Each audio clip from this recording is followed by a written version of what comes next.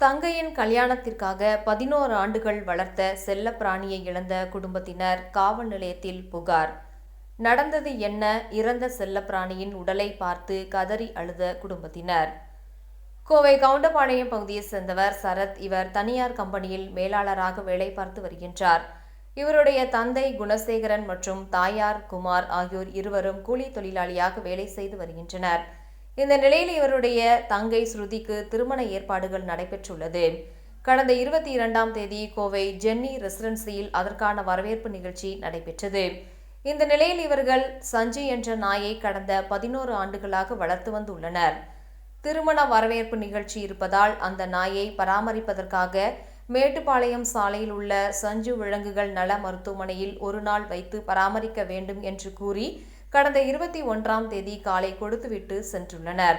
அதற்கு கட்டணமாக 1200 ரூபாயும் கட்டிவிட்டு வந்துள்ளனர்.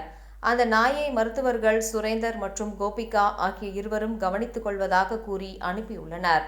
இந்த நிலையில் அன்று மாலையிலேயே மருத்துவமனையில் இருந்து சரத்திற்கு தொலைபேசி வாயிலாக அழைப்பு வந்துள்ளது. உங்களுடைய நாய்க்கு உடல்நலம் சரியில்லை, எனவே உடனடியாக வருமாறு தெரிவித்துள்ளனர். இதனைத் தொடர்ந்து தனது தாய் தந்தையுடன் அவசரமாக சரத் மருத்துவமனைக்கு புறப்பட்டு சென்றுள்ளார். அப்பொழுது அங்கு அவருடைய செல்ல பிராணியாக வளர்த்து வந்த நாய் இறந்து கிடந்தது.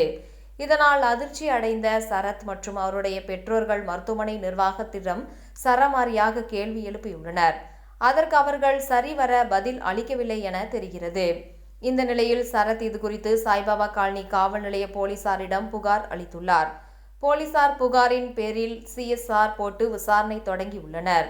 இந்த நிலையில் மருத்துவமனை சென்று தனது பவன் வளர்ப்பு செல்ல பிராணியை பார்த்து குடும்பத்தினர் கதறி அழுத வீடியோ காட்சிகள் தற்போது சமூக வலைதளங்களில் பரவி வைரலாகி வருகின்றது.